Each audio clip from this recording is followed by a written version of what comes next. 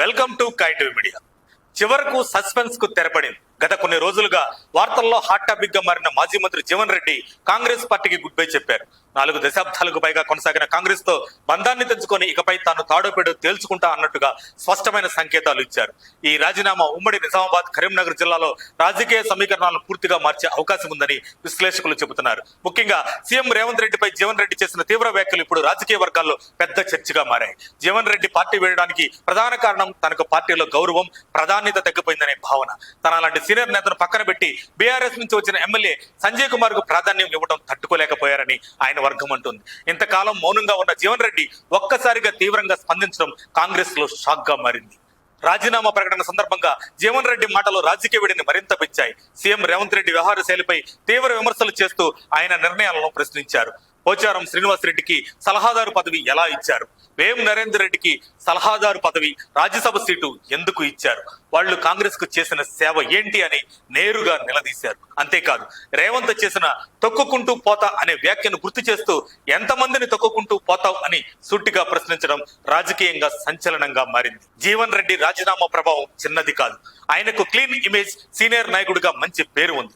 జగిత్యాలకే పరిమితం కాకుండా ధర్మపురి, చొప్పదండి, వేములవాడ, కోరుట్ల వంటి నియోజకవర్గాల్లోనూ ఆయనకు బలమైన అనుచరగణం ఉందని టాక్.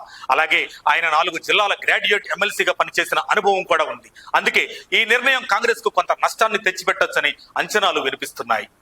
జీవన్ రెడ్డి రాజకీయ జీవితంలో కీలక ఘట్టం అప్పట్లో కరీంనగర్ ఎంపీగా కేసీఆర్పై పోటీ చేసి టఫ్ ఫైట్ ఇవ్వటం. 2014లో బీఆర్ఎస్ అధికారంలోకి వచ్చిన తర్వాత కూడా కాంగ్రెస్ తరపున ఎమ్మెల్యేగా గెలిచి ప్రతిపక్షంలో గట్టిగా పోరాడారు. ఇలాంటి నేపథ్యం ఉన్న నేత పార్టీ వేయడం ఉత్తర తెలంగాణలో కాంగ్రెస్ కు ఇబ్బందిగా మారే అవకాశాలు ఉన్నాయని రాజకీయ విశ్లేషకులు అంటున్నారు. రాజీనామా చేసినప్పటికీ జీవన్ రెడ్డి ఏ పార్టీలో చేరతారన్నది ఇంకా అధికారికంగా తేలలేదు. అయితే బలమైన చర్చ మాత్రం బీఆర్ఎస్ వైపు సాగుతుంది. దీనికి ప్రధాన కారణం జగిత్యాలలో బీఆర్ఎస్ నుంచి వరుసగా గెలిచిన సంజయ్ కుమార్ కాంగ్రెస్ వైపు రావడంతో అక్కడ బీఆర్ఎస్ లో నాయకత్వ లోటు ఏర్పడింది. ఆ ఖాళీని జీవన్ రెడ్డి భర్తీ చేయగలరన్న అభిప్రాయాలు వినిపిస్తున్నాయి.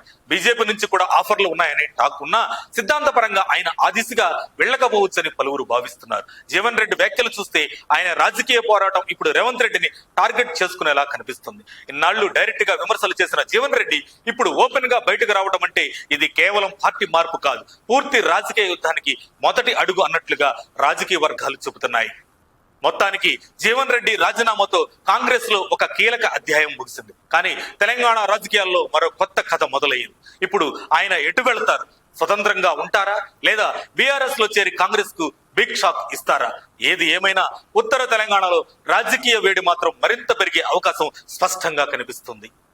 మరిన్ని అప్డేట్స్ కోసం మా కాయ్ టీవీని సబ్స్క్రైబ్ చేసుకోండి. మా వీడియో కనుక మీకు నచ్చినట్లయితే లైక్ చేయండి, షేర్ చేయండి. మీ విలువైన అభిప్రాయాలను కామెంట్ బాక్స్లో తెలియజేయండి.